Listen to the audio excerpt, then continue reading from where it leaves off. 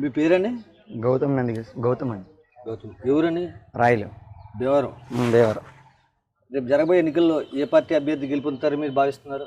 మేమైతే అంజబాబు అనుకుంటున్నాం. అంటే అంజిబాబు గారు అంటే ఇప్పుడు గతంలో గణసీని గారి మీద పవన్ కళ్యాణ్ గారు పోటీ చేసి ఆయనే ఓడిపోయాడు. ఇప్పుడు అంజిబాబు గారు ఏ విధంగా గెలుస్తాడు? అప్పుడంటే త్రిముఖ పోటీ కాబట్టి ఓట్లు చీలిపోని అనుకుంటున్నామండి. ఈసారి అయితే పక్క అంజబాబు గారు నగ్గే అవకాశం ఎక్కువ ఉందనుకుంటున్నాం. మెజార్టీ ఆశిస్తున్నాం మేము. అంటే ఇప్పుడు తెలుగుదేశం కాదనే జనసేన వాళ్ళకి ఇచ్చారు టికెట్. ఇప్పుడు తెలుగుదేశం వాళ్ళు కూడా పూర్తిగా చేయట్లేదని ప్రచారం జరుగుతుంది. అయినా సరే అంజిబాబు గారు ఏ విధంగా గెలుస్తారంటారు? అవన్నీ మేము కొట్టుపడేస్తున్నాం అండి. దుష్ప్రచారం కింద లెక్కేస్తున్నాం. మాకైతే అలా ఏం అనిపించట్లేదు. అందరం కలిసికట్టుగానే పోటీ చేయడానికి ఎదరికెళ్తున్నాం.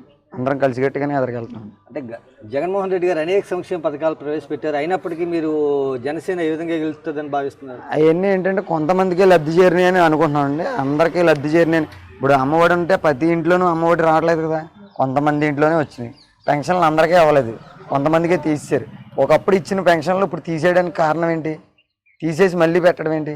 ఒకప్పుడు తీసేశారు, ఇప్పుడు మళ్ళీ అలా. ఒకప్పుడు టీడీపీ గవర్నమెంట్లో వితంతు ఈ ప్రభుత్వం వచ్చేటప్పటికి పెళ్ళి అయిపోయిందంటారా? అలాంటివి చాలామంది పెన్షన్లు అన్నీ తొలగించడం జరిగింది. అలాంటివన్నీ ఒకసారి వెరిఫై చేసి మళ్ళీ ఇస్తే బాగుండు అనుకున్నాం, కానీ అవన్నీ ఇవ్వలేదు. అది అధికారం ఉన్న వాళ్ళకి ఇచ్చారండి అలాంటి పెన్షన్లు కూడా. అంటే ఇద్దరు కూడా కాపు సంఘ నాయకులే, మీరు కూడా కాపులే. అయినప్పటికీ కూడా ఎక్కువ కాపులు గణసీన్ గారికి సపోర్ట్ చేస్తున్నారు అనే ప్రచారం అయితే జరుగుతుంది. అంజిబాబు గారికి ప్రచారం కాపుల మద్దతు లేదంటున్నారు.